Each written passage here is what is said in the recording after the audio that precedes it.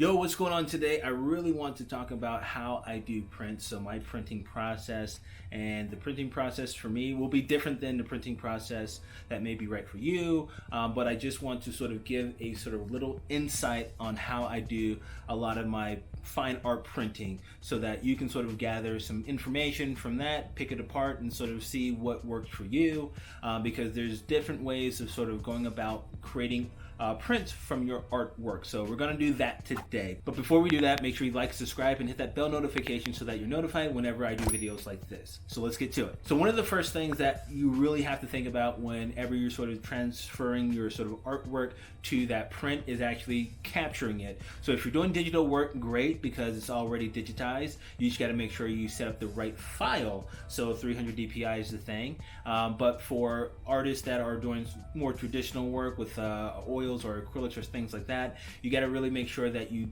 sort of scan or sort of document your work with a sort of picture. So I use a Canon 5D SR for my sort of captures. Phones are really great, but it's sometimes not as good as a regular digital DSLR camera. So this is a Canon 5D SR with a 40mm pancake lens. Basically, the pancake lens lays everything super flat. A lot of times lenses will give you a sort of curvature on a image, but this one will lay it super flat because that's what I need. And this camera has a ton of megapixels that it sort of captures, so it gets a lot of the details. So if you don't have a camera, you can also sort of hire someone else, or you can go to a professional scanner to scan your images. The larger your work is, the more expensive. But I've gotten great using this camera with my tripod and my lights, and I have natural lighting in my studio, so I'm able to get a really good picture whenever I sort of create a piece of work that I want to make prints out of. So the next process is actually taking that photo and putting it into Photoshop or Lightroom for color correction. So I do a lot of my own color correction and just editing my own photos to prepare for the actual sort of printer or me printing it. And that's basically because I just love being able to sort of have that freedom to customize my print however I want to. So I edit sort of files to a specific size. So if it's 11 by 17, I make sure I make a file that's 11 by 17, or if I want to make it bigger, I make a file that's bigger. And then after that, I throw those files into a cloud folder on my Google Drive, just in case I need it, or a gallery needs it, or I need it for an application. It's all right there on any device. So after I upload all my high-res images to my cloud folder, I make sure I have an image for the web, because you don't need as high of a resolution for the web. You just need to make sure it's clear and it's easily downloadable. And I do that mainly because I have my own sort of storefront on the web, on my website. So rather than going to a print on demand website, so uploading my images there for printing, I do it myself. So basically I have my own website, and I sort of put all the prints that I have available on my website, and that's basically what I drive traffic to sort of sell prints. So that is sort of how I've been going about it. When it comes to the printing process myself, I actually outsource that to a local printer. And I do that mainly because I don't have time to sort of print it myself, mainly because of the time involved and the resources involved. And I don't really like the online print on demand printers, because I'm not able to sort of have that quality control, or to touch every print, or to even sign or hand embellish prints. There are some workarounds when it comes to print on demand, but it's very difficult. But I really just like having that sort of local, I'm able to visit the print shop anytime that I want to sort of feel. So I sort of outsource that to a few local printers, one Like Minded, the other Illa Gallery, and the other ABC Imaging. So with Like Minded, which I utilize a lot, and great sort of local print shop in Denver, Colorado, I basically give them access to my folder as well as the back end of my website when it comes to the e-commerce sort of section, so that they're notified whenever I have a print order. So when I have a print order that comes in, I'm notified and they're notified. So they know exactly who ordered the print, who to ship it to, what print, what's the size, all the different sort of specifications, and they're able to actually automatically just print out that print order. And then they'll sort of call me. So they print in batches. with other artists that utilize them as well. And then when basically it's ready, they call me, and I go down there and I actually sort of sign the prints.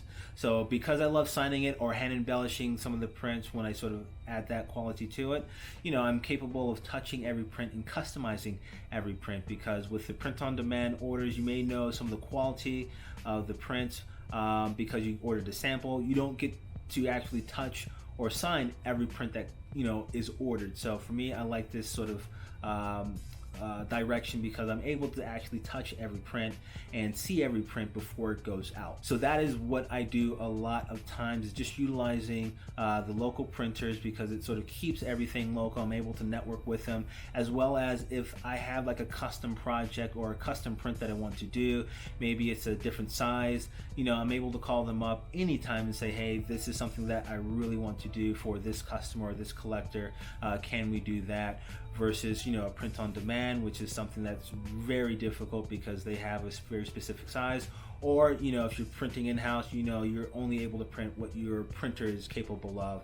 So I'm able to go to the local print shop and sort of work with them on sort of different sort of customization and sort of different processes, whether it's different inks or different papers or different sizes, whatever. They're able to even decal some of the edges if I need it deckled.